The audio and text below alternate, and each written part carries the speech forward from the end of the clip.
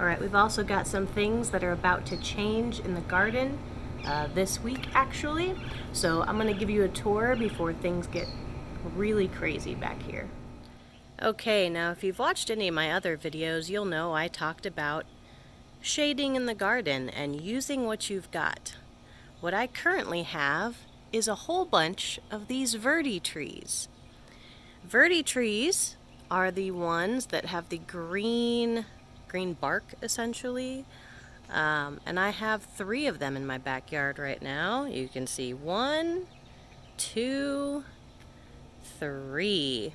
And I also have this giant thorny acacia right here. Well, if you've ever had Verde trees, you'll know that they grow super duper fast. They are very difficult to keep up on and keeping trimmed.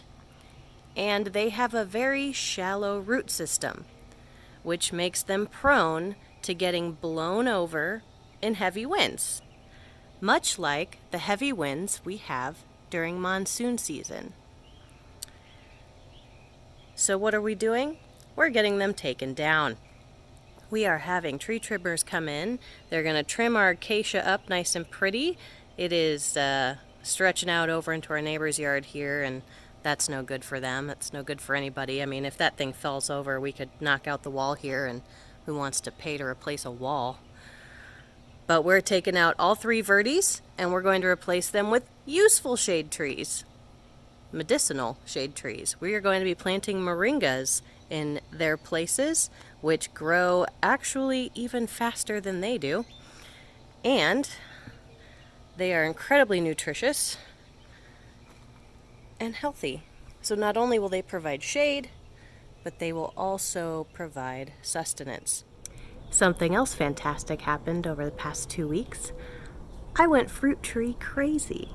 We now own 4 fruit trees happily growing in bucket containers. Let me show you. Okay, so happy fruit tree number 1 right here in this 17-gallon bucket that I bought at Wally World for under $6. This guy here is a Moro blood orange. Now, he's a little young. He doesn't have buds yet. He won't fruit until the following season, I'm guessing this fall. But this guy here, this is my thornless Mexican lime tree. And as you can see, he's got buds and he smells fantastic. And he is thornless because everything in Arizona has thorns and I'm tired of thorns in my yard.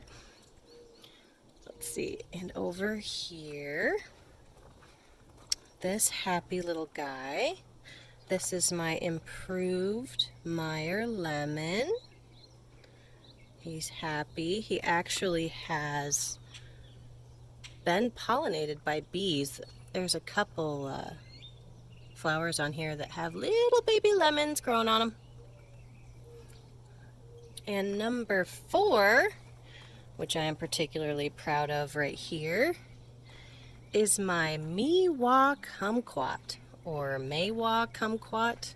Not quite sure how it's pronounced correctly. You can thank Lead Farmer 73 for this gorgeous addition to our garden. I am so excited for this. They produce prolifically. They produce a lot of the year. Look at the cute little baby one right there. And they're so good. So good. I was able to find some at a farmer's market and taste them, and they are delicious. So those are my 4 citrus trees that are happily growing in these 17-gallon tubs here. And that's where they will stay.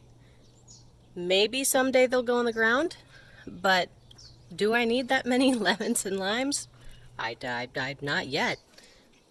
Now I will say the improved Meyer lemon and the Moro blood orange are dwarf.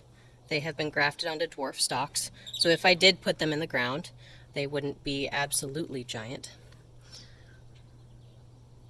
We also have a tango mandarin but he is planted in the ground in the corner of the yard. And over here, I have this guy. You see this guy right here? Do. This is a giant Fuyu persimmon tree. Please excuse the mess back here. We're moving everything out of the way so the tree trimmers have as much room as possible to drop trees and get rid of them. Now, Mr. Percy here, because naming your trees is important, Percy here went under a little bit of transplant shock. He was a bare root tree, but I don't know if you can see that. You see that? That is a brand new bud, and he's got brand new buds all over. There we go. Gorgeous. So, get off my tree. Are you an aphid? I will kill you. Okay. So, there was a bug on my cute little new node up here.